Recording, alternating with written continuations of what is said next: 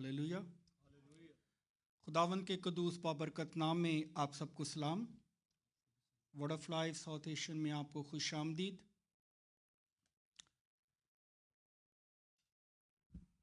आज हमारी तीनों इबादत में इंग्लिश में, स्पेनिश में और फ्रेंच में यही कलाम दिया गया है मुसरिफ बेटे के ऊपर, और इसी कलाम को आज यहाँ पर उर्दू कांग्रीगेशन में बयान किया जाएगा। आए बाइबल मुकद्दस में से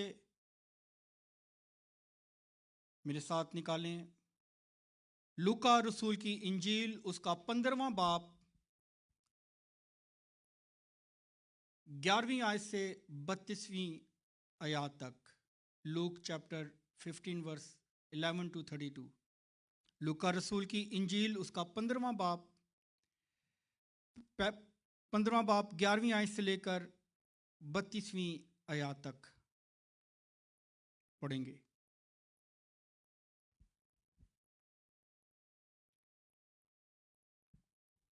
खुदावन के कलाम में लिखा है, फिर उसने कहा कि किसी शख्स के 2 बेटे थे। किसी शख्स के, उनमें से छोटे ने बाप से कहा, ऐ बाप, माल का जो हिस्सा मुझको पहुंचता है मुझे दे दे। उसने अपना माल मता उन्हें बांट दिया। और बहुत दिन ना गुजरे कि छोटा बेटा अपना सब माल जमा करके दूर दराज मुल्क को रवाना हुआ और वहां अपना माल बदचलनी में उड़ा दिया। किस में उड़ा दिया? और जब सब खर्च हो चुका तो उस मुल्क में सख्त काल पड़ा और वो मुताज होने लगा। फिर उस मुल्क के एक बशिंदा के हां जा पड़ा। उसने उसको अपने खेतों में सुअर चराने भेजा, और उसे आरज़ू थी कि जो फलियां सुअर खाते थे उन्हीं से अपना पेट भरे, मगर कोई उसे ना देता था। फिर उसने होश में आकर, फिर उसने, जोर से बोलें, होश में आकर कहा, मेरे बाप के बहुत से मजदूरों को अफराज से रोटी मिलती है और मैं यहां भूखा मर रहा हूं। मैं उठकर अपने बाप के पास जाऊंगा और उससे कहूंगा, ऐ बाप, मैं आसमान का और तेरी नजर में गुनाहगार हूं। अब इस लायक नहीं रहा कि फिर तेरा बेटा कहलाऊं। मुझे अपने मजदूरों जैसा कर ले। बस वो उठकर अपने बाप के पास चला। वो भी दूर ही था कि उसे देखकर उसके बाप को तरस आया और दौड़कर उसको गले लगा लिया और चूमा। बेटे ने उससे कहा, ऐ बाप, मैं आसमान का और तेरी नजर में गुनाहगार हूं। अब इस लायक नहीं रहा कि फिर तेरा बेटा कहलाऊं। बाप ने अपने नौकरों से कहा, अच्छे से अच्छा लिबास जल्द निकाल कर उसे पहनाओ और उसके हाथ में अंगूठी और पांव में जूती पहनाओ, और पले हुए बछड़े को लाकर ज़बह करो ताकि हम खाकर खुशी मनाएं। क्योंकि मेरा ये बेटा मुर्दा था, अब जिंदा हुआ। क्या था? मुर्दा था, अब जिंदा हुआ। खो गया था, अब मिला है। बस वो खुशी मनाने लगे।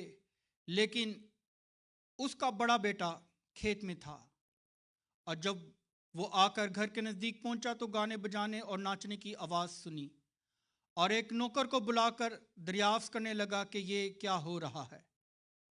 उसने उससे कहा, तेरा भाई आ गया है और तेरे बाप ने पला हुआ बछड़ा ज़बह कराया है, क्योंकि उसे भला चंगा पाया। वो गुस्से हुआ और अंदर ना जाना चाहा, मगर उसका बाप बाहर जाकर उसे मनाने लगा। उसने अपने बाप से जवाब में कहा, देख, इतने बरसों से मैं तेरी खिदमत करता हूँ और कभी तेरी हुक्म अदूली नहीं की, मगर मुझे तूने कभी एक बकरी का बच्चा भी ना दिया कि अपने दोस्तों के साथ खुशी मनाता। लेकिन जब तेरा ये बेटा आया जिसने तेरा माल मता कस्बियों में उड़ा दिया और उसके लिए तूने पला हुआ बछड़ा ज़बा कराया, उसने उससे कहा, बेटा, तू तो हमेशा मेरे पास है और जो कुछ मेरा है वो तेरा ही है, लेकिन खुशी मनाना और शादमान होना मुनासिब था, क्योंकि तेरा ये भाई मुर्दा था, अब जिंदा हुआ, खोया हुआ था, अब मिला है। खोया हुआ था, अब मिला है। मुशर्रफ बेटे की कहानी।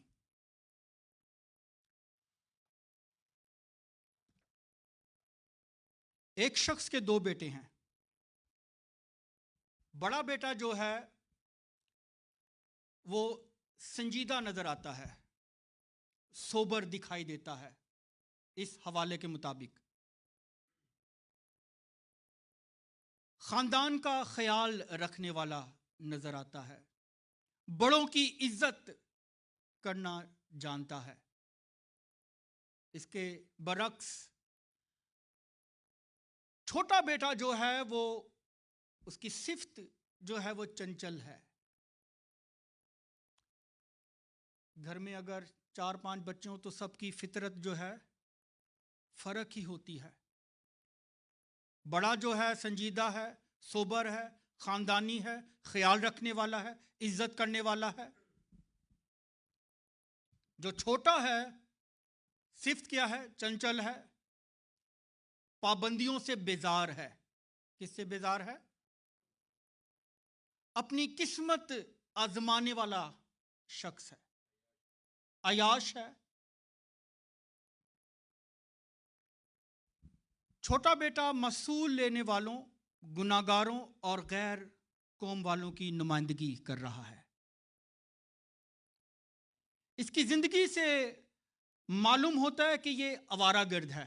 क्या है?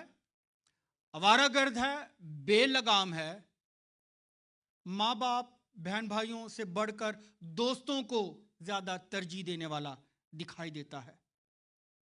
अपने बाप से क्या कहता है? ऐ बाप, जो मेरा हिस्सा बनता है वो मुझे दे दे। चंद लम्हों के लिए उसका बाप जो है सोचता होगा, जिस बच्चे को बड़ी जिम्मेदारी से, खुशी से सब कुछ इसे प्रोवाइड किया गया है, आज इसके ये अल्फाज, ये जुमले मुझे जीते जी इसने मार दिया है।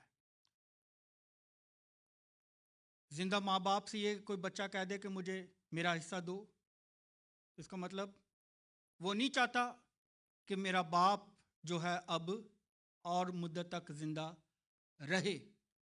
हकीकत में मुशर्रफ बेटे का यही कहना था कि मेरे बाप, तू मेरे लिए मर गया, मैं तेरी ताबेदारी में, तेरी फर्मा बरदारी में अब और नहीं रहना चाहता। इस घुटन में, इस हॉस्टल में अब मेरी सांस जो है वो घुटती है। वो ये कहना चाह रहा है। बाप ने खामोशी से उसका जो बनता था उसे दे दिया। बाप की पाबंदियों से ये तंग है और झूठी आजादी चाहता है। जो मेरी मर्जी है मैं वो करूं, जो मेरी मर्जी है, मुझे कोई रोकने टोकने वाला कोई शख्स ना हो। मेरी मर्जी, जब मैं खाऊं, जब मैं पीऊं, जब मैं सोऊं, ये मेरी मर्जी है, मैं जो चाहूं सो करूं। इस हॉस्टल लाइफ से मैं तंग आ चुका हूं। Do not touch my privacy, do not touch my private life. आजकल ये बच्चे चाहते हैं। I am not accountable to you, I live my life like a king. ये आजकल के बच्चे चाहते हैं। आज भी बहुत से नौजवान लड़कियां, लड़के, बेटे, बेटियां यही बेवकूफ़ी कर रहे हैं जो मुशर्रिफ बेटे की आज हम इस कहानी में से सीख रहे हैं। जवान होने के बाद अपने माँ बाप को नाचीज जानना, जवान होने के बाद, यूथ एज में आ जाने के बाद, और डैडी आपको तो बेल्ट ही नहीं पहननी आती, आपकी शर्ट देखें। इस तरह की बातें जो हैं, बच्चे इस बात को भूल जाते हैं कि पैम्पर तेरे बाप ने तुझे बांधा था।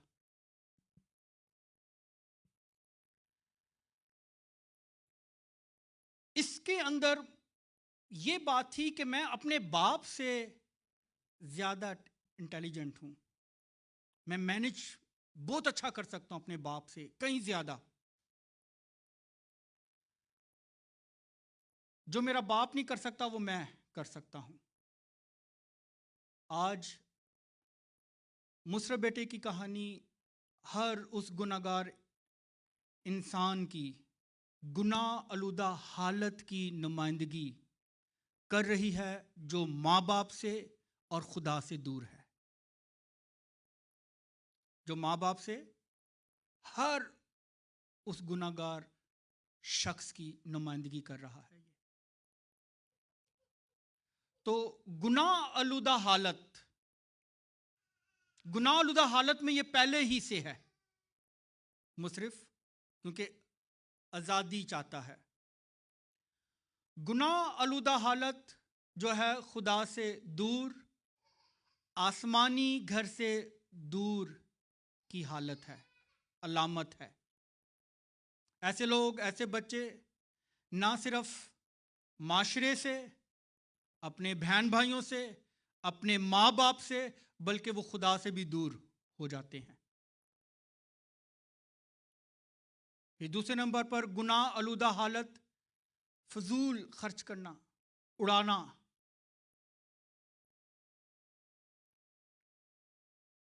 लिखा है वहां अपना माल बदचलनी में खर्च किया। किस में खर्च कर दिया है? उड़ा दिया दोस्तों यारों में। ये जितने भी दोस्त यार होते हैं ये सब वक्ती होते हैं। जब परेशानी आती है तो ये भाग जाते हैं। ये मेरा तजुर्बा है। ये थोड़ा किस्सा मेरे साथ भी मिलता जुलता है। बदचलनी में उड़ा दिया, बार में जाके उड़ा दिया, गैम्बलिंग में उड़ा दिया, नशे में पैसा उजाड़ दिया, बॉयफ्रेंड के पीछे उड़ा दिया, गर्लफ्रेंड के पीछे पैसा जो है वो लुटा दिया। बदचलनी में अपना पैसा जो है उसने खर्च किया। तीसरे नंबर पर गुनाह आलूदा हालत मुताजी की हालत में ले आती है। मुताज हो गया है। गुनाह आलूदा हालत मुताजी का सबब बनती है। फिर लिखा है जब सब कुछ खर्च कर चुका और उस मुल्क में काल पड़ा तो रोटी के एक टुकड़े के लिए मुताज हो गया है।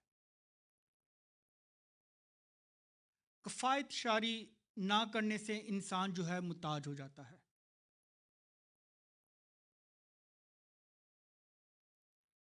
गुनाह आलूदा हालत चौथे नंबर पर गुलामी की हालत है। कैसी हालत है? फिर ये गुलामी में आ गया है। उस मुल्क के बाशिंदे के पास गया है कि मुझे अब हायर कर ले। और जॉब क्या मिली है उसको? तू मेरे बकरियां चरा, बैल चरा, सुअर चरा। गुनाह आलूदा हालत गुलामी की हालत है।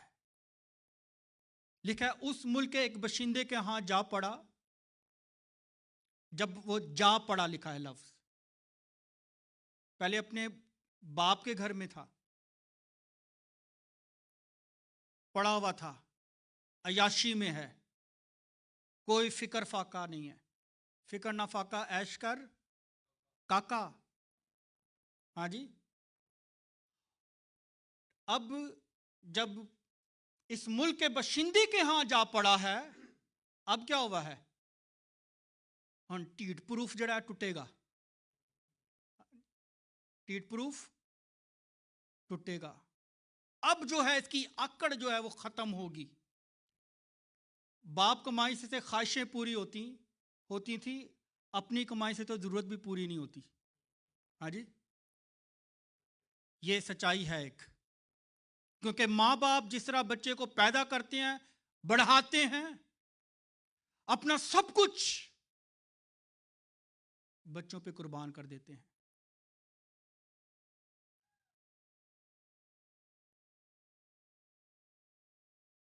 अब ये कैसे कहेगा don't touch my lifestyle, I am burger.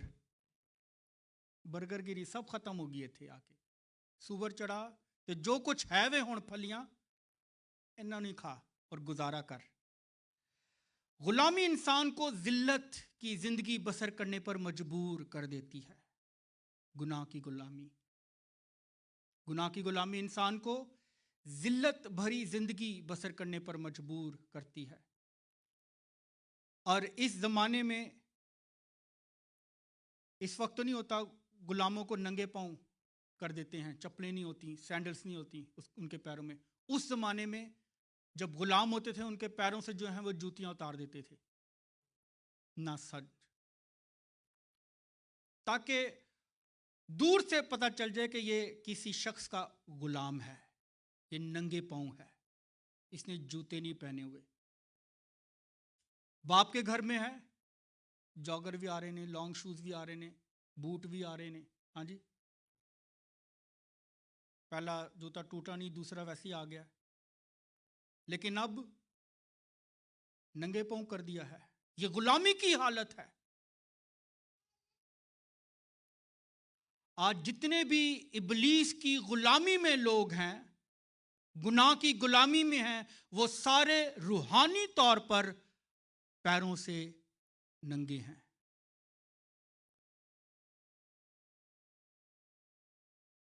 आगे इस पे बात करेंगे। फिर 5वें नंबर पर गुनाह आलूदा हालत, मौत की हालत है। उसके बाप ने क्या कहा? ये मेरा बेटा मुर्दा था, मेरा बेटा, क्योंकि ये गुनाह की गुलामी में है, ये मुर्दा है, ये जानता नहीं कि क्या कर रहा है। गुनाह की हालत, गुनाह आलूदा हालत, मौत की हालत। जिस दिन तूने उस दरख्त का फल खाया तू मरा। रूहानी मौत। ये रूहानी मौत हर उस गुनाहगार की जिंदगी में राज कर रही है जिसने अब तक अपने गुनाहों से तौबा नहीं की और नूर के पीछे नहीं हो लिया। 6ठे नंबर पर गुनाह आलूदा हालत, गुमशुदगी की हालत है। वो गुमशुदा है शख्स। मेरा ये बेटा खोया हुआ था। क्या था? दुनिया की भीड़ में खोया हुआ है, लड़कियों के पीछे खोया हुआ है, ऐशो इशरत में खोया हुआ है, दुनिया के धंधों में खोया हुआ है। हर वो रूह जो खुदा से दूर चली गई है, वो खोई हुई भीड़ है। 17वीं आयत में लिखा है, फिर उसने होश में आकर, कहें होश में आकर, होश में आकर कहा। अब ये अपने अंदर बात करता है। बाइबल में बयान किया गया है वर्स, आदमी का ज़मीर खुदावंद का चिराग है। आदमी का ज़मीर, अब इसका ज़मीर अंदर से जाग रहा है, इससे बात कर रहा है कि जो कुछ तेरा बनता था वो तो तूने ले लिया, अब अपने बाप के घर में क्यों जाता है? ये बातें उसके अंदर चल रही हैं। जब ज़मीर जागता है तो इंसान खुद ही से इनकार करना शुरू कर देता है। जब ज़मीर जागता है तो इंसान जो है तौबा की तरफ माइल होना शुरू हो जाता है। आमीन। और अक्सर औकात जब मुसीबत के पहाड़ हमारी जिंदगियों में आना शुरू होते हैं तो हम यू टर्न लेते हैं, खुदा की तरफ मुड़ते हैं। आमीन। कि खुदावंद, ये मुसीबत जो है मैं झेल नहीं सकता, तू मुझे इस मुसीबत से रिहाई बख्श। होश में अब आया है, जब सब कुछ खत्म हो गया है, लिबास जो है फट चुका है, पैरों में जूतियां नहीं है, भूख लगी हुई है, परेशानी की हालत में है, धूप और प्यास की शिद्दत जब इसे तंग करती है, तो लिखा है फिर उसने होश में आकर कहा, उसने होश में आकर कहा, अब मैं सुअर नहीं चराना चाहता। हाँ जी, I was wrong, my dad has good management skills. आप समझ आइए, अपनी कमाई से तो रोटी भी नहीं आ रही। हाँ जी, होश में आकर। लेकिन इसमें हमें सीखने की बात बहुत सारी हैं। एक बात अच्छी लगी इस मुशर्रफ बेटे की, होश में आया है। हाँ जी, मान लेता है कि मैं आसमान के खुदा का और अपने बाप का गुनाहगार हूं। यह एक बहुत बड़ी पॉजिटिव बात है कि उसका ज़मीर जाग गया है, ये पॉजिटिव है। लेकिन आज की कलीसिया में नामी मसीह बैठे हुए लोग सालों साल चर्चिज में आ रहे हैं, अंदर से ज़मीर जागता ही नहीं है उनका कि हम भी अपने खुदा के कदमों में आ जाएं, अपने गुनाहों से तौबा करें, अपनी सलीब उठाकर उसके पीछे हो लें। रूहानी आलूदगी, रूहानी मौत, गमशुदा हालत, खुदा से दूर, इबलीस की गुलामी से रिहाई पाकर उस अच्छे हिस्से की तरफ अपने हाथ को बढ़ाएं जिसके लिए खुदा तैयार है देने के लिए। आमीन।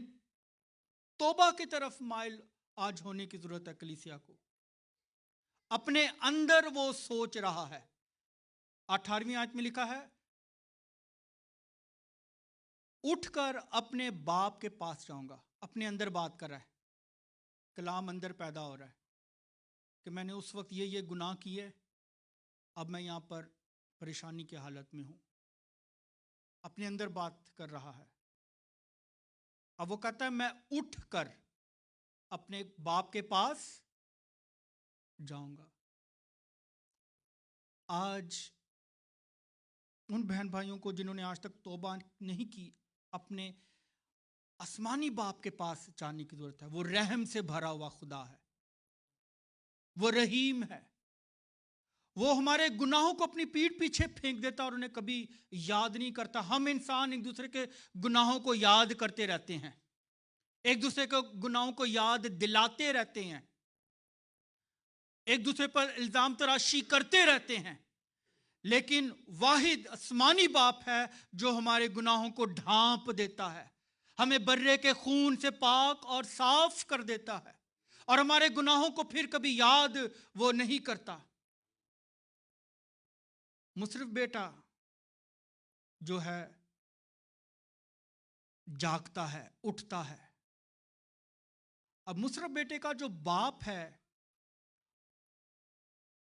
हर रोज उसकी राह तकता है कि किसी शाम मेरा बेटा जो है वो लौट आएगा। उसकी आंखें दरवाजे की तरफ लगी रहती हैं। ऐसा लगता है कि जैसे वो अपनी छत पर उसका बाप जो है उसका इंतजार कर रहा है। लिखा है दूर से देखकर उसकी चाल वो समझता था फकीरी हालत थी उसकी, पैरों में जूतियां नहीं, कपड़े वपड़े सब फटे वटे होंगे, इसलिए लिखा है अच्छे से अच्छा लिबास पहनाओ। तो उसका बाप जो है हर रोज उसकी आंखें नम हैं और वो ये सोचता होगा कि मेरी परवरिश में कौन सी ऐसी कमी रहेगी कि मेरा बेटा जो है मुझसे दूर हो गया। वो अपने आप को कोसता रहता होगा हर रोज।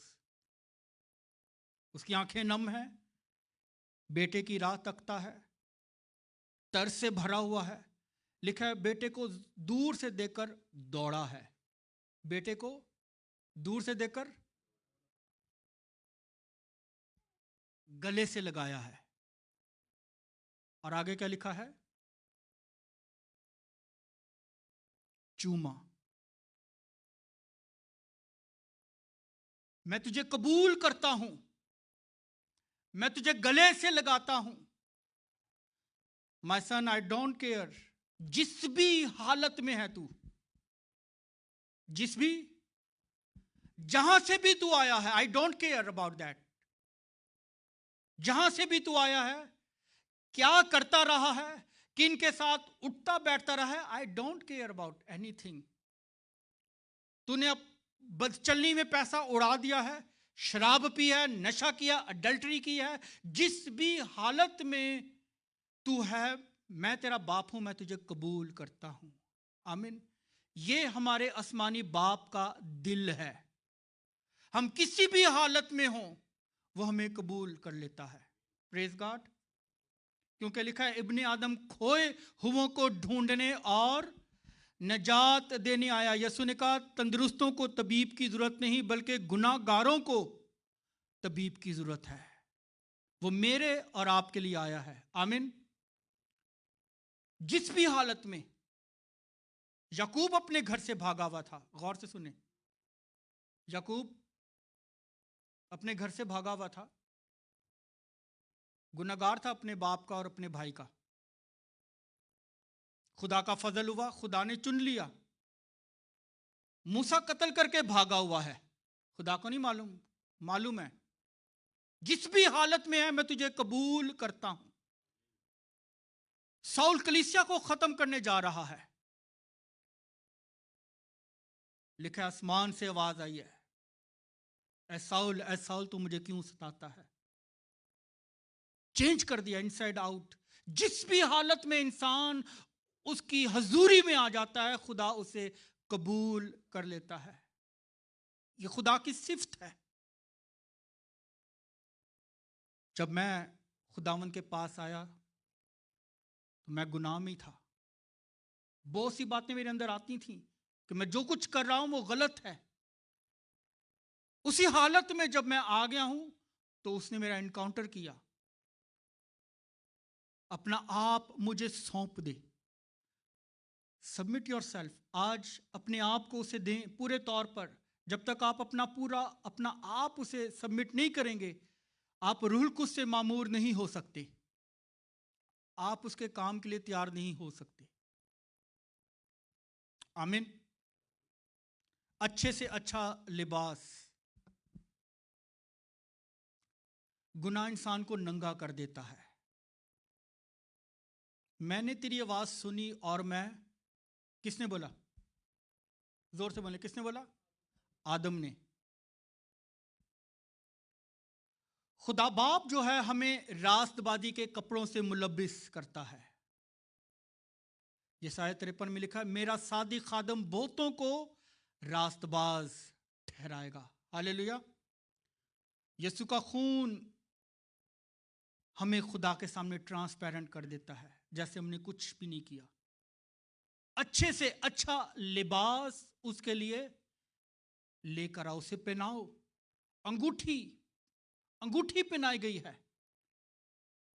यानी इख्तियार है, इख्तियार दे दिया गया, वापस लौट आया है। इसे अच्छा लिबास पहनाया जाए, रास्तबाजी के कपड़े दिए जाएं, अंगूठी पहना दी, इख्तियार दिया, सांपों बिच्छुओं को कुचलो, दुश्मन उसकी सारी कुदरत पर अब से तू शाही कानों का फिरका खुदा की खास उम्मत है। आमीन। ये अंगूठी की निशानी है। घर वापस आ गया है। अब ये गुलामों जैसी जिंदगी बसर नहीं करेगा। मुशर्रफ क्या कहता है? मुझे अपने गुलामों जैसा, मुझे अपने गुलामों जैसा ही कर ले, कबूल कर ले बस। वो कहता है अब तू गुलाम नहीं रहा। आमीन। खुदा में गुलामी में रहने देना चाहता। वो चाहता है कि हम उसके बेटे और बेटियों की तरह जिंदगी बसर करें, पूरे इख्तियार के साथ इस रोए ज़मीन पर अपनी ज़िंदगी का सफ़र जो है वो तय करें, और शैतान उसकी सारी कुदरत पर गालिब आए। पाँव में जूती पहनाओ। हालत देखकर मट्टी से लथपथ हैं पाँव उसके, शायद ठेडे भी लगे होंगे, ठोकर लगी होगी, जख्मी हुआ होगा। पाँव में जूती पहनाओ। नंगे पाँव गुलामी की अलामत, गुलामी की हालत। ये उठ कर आया है। क्या लिखा है? उठ कर जाऊंगा, यानी पड़ा हुआ है, सोच रहा है अब मैं उठ कर जाऊंगा। आज कलीसिया में जब लोगों को कहा जाए तौबा करो अपने गुनाहों से और अपने कदमों पे खड़े हो जाओ, जब लोगों से कहा जाता है कि अपना हाथ, जिसने तौबा करनी अपना हाथ बुलंद करो, कोई ना नहीं करेंगे, कोई है जो ऐसे करेगा। उठकर सामने आएगा कोई। लिखा है वो उठकर अपने बाप के घर में गया है। उसने जुरत की है, कदम, उसने एक कदम उठाया है। उसका बाप दौड़ कर गया है। कैसे गया है? दौड़ कर गया है। पाँव में जूती पहनाओ, सुलह की तैयारी के जूते पहनकर, ईमान की सिप को बुलंद करके, नजात का खुद और रूह की तलवार जो खुदा का कलाम है ले लो, और इब्लीस के जलते हुए तीरों को बजाओ। इसने पहल की है। जूती पहनाओ इसे।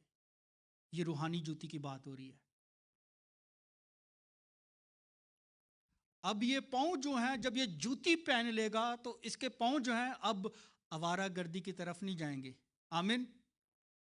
अब ये रात गए थड़ों पर नहीं बैठेगा, बदी की तरफ नहीं जाएगा। अब इसके पाँव बार की तरफ नहीं जाएंगे, शराब पीने के लिए की तरफ नहीं दौड़ेंगे, बदी करने की तरफ जल्दी नहीं करेंगे। अब ये सोचेगा कुछ कि मुझे कीमती चीज दे दी गई है, रास्तबाजी का लिबास दे दिया गया है। आमीन। बल्कि अब मेरा कलाम जो है इसके कदमों की रहनुमाई करेगा। Praise God. तेरा कलाम मेरे कदमों के लिए चिराग और मेरी राह के लिए रोशनी। अब ये इस कलाम की रोशनी में चलेगा। हालेलुया। इसके पाँव में जूती पहनाओ। ज़ियाफत तैयार की गई है, रफाकत कायम की गई है। ये दूर से लौटा है। रफाकत, बाप बेटे रुलकुस के साथ हमारी रफाकत होना बहुत ज़रूरी है। खुशी मनाओ क्योंकि मेरा ये बेटा मुर्दा था। क्या था? अब जिंदा हुआ। खो गया था, अब मिला है। कलाम में लिखा है जमीन पर एक शख्स के तौबा करने से आसमान पर लाखों फरिश्ते खुशी मनाते हैं।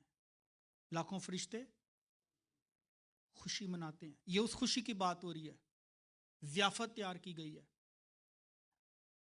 फरिश्ते भी निगाह में रखते हैं कि कौन शख्स है जो तौबा करे और हम आसमान पर जो है वो खुशी करें। आज आसमानी बाप हर उस गुनाहगार शख्स की राह देख रहा है, इंतज़ार कर रहा है कि कब मेरा बेटा मेरी बेटी जो है वो वापस आए। कब ये लौटे, कब ये उठे, कब ये अपने कदम बढ़ाए और मेरे पीछे हो ले। मेरा ये बेटा खो गया था, अब मिला है।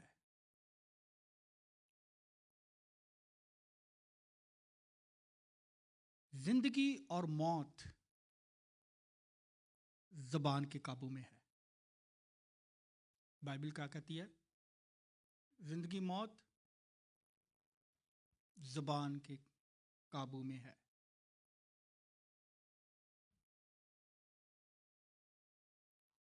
निजात के लिए करार मुंह से किया जाता है और ईमान दिल से लाया जाता है। आमीन। इकरार करना है, तौबा का इकरार करना है।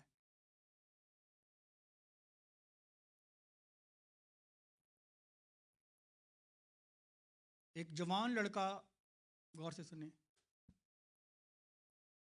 उनके घर में एक पास्टर जो हैं वो विजिट किया करते थे। हुआ क्या, वो तंग आ गया था लड़का। हर महीने हर हफ्ते पादरी टुरिया पैंदा। ओके, अब उसने क्या किया, पादरी घर के अंदर दुआ के लिए, बच्चा घर से बाहर। एक दिन बच्चे के ज़हन में एक बात सूझी कि आज पादरी नूं पागल बनाएंगे। क्या बनावांगे? पागल बनाएंगे। वो क्या करता है, वो तितली को अपने हाथ में पकड़ लेता है और पास्टर जो हैं वो बैग लटकाए आ रहे हैं दूर से।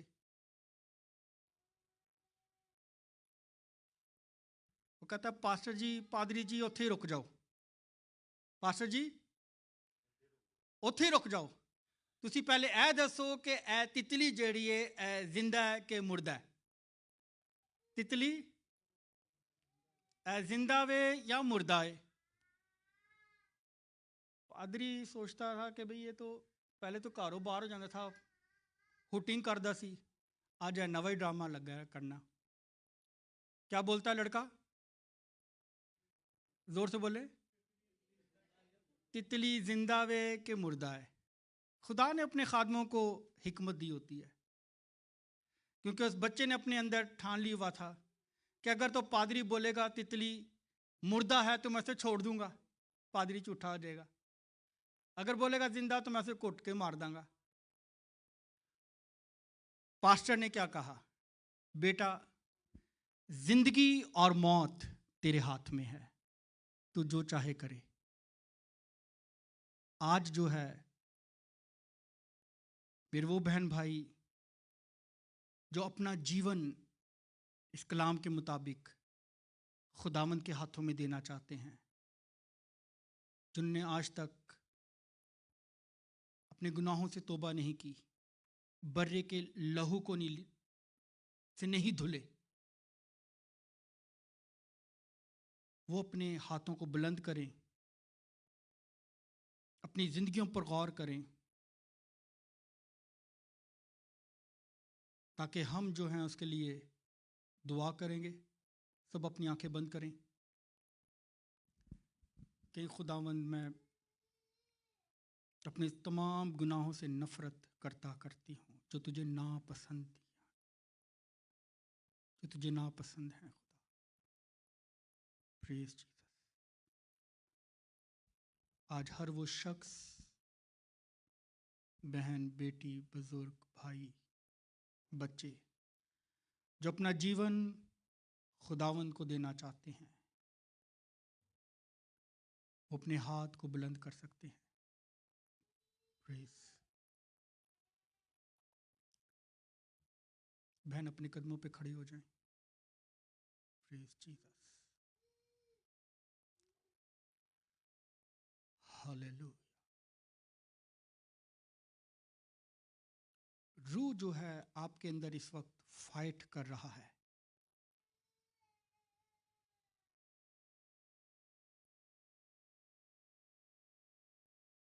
रूह के साथ मजामत ना करें। लिखा है, अगर आज तुम उसकी आवाज सुनते हो तो अपने दिलों को सख्त ना करो। होश में आने की जरूरत है। होश में आया है मुशरफ। मुशरफ बेटा होश में आया है। होश में आने की जरूरत है। खुदा बाप, मैं दिल की गहराइयों से तेरी शुक्रगुजारी करता हूँ अपनी इस बहन के लिए जो तेरी पाक हजूरी में खड़ी है। मैं इसकी जिंदगी पर तेरे बेटे यस्सु के लहू को मांगता हूँ। इसका खड़ा होना खुदा तेरी पाक हजूरी में है। खुदा, मैं तेरी मिन्नत करता हूँ, तू उसे धो के पाक और साफ कर, जिसने तेरे कलाम को सुना और उसे अमली जामा पहनाया है। मैं तेरी शुक्रगुजारी करता हूँ। तो अपनी बेटी का जोर बन, इसकी तमाम परेशानियों को दूर कर, इसकी हिफाजत और निगहबानी कर, इसके घराने को बड़ी बरकत दे। तेरे कलाम में जिस तरह लिखा है कि एक शख्स के तौबा करने से आसमान पर लाखों करोड़ों फरिश्ते खुशी मनाते हैं, इस वक्त खुदावंद ये खुशी में शामिल हो गई है। मैं तेरा शुक्र अदा करता और तेरी तारीफ, तेरी तमजीद करता हूँ।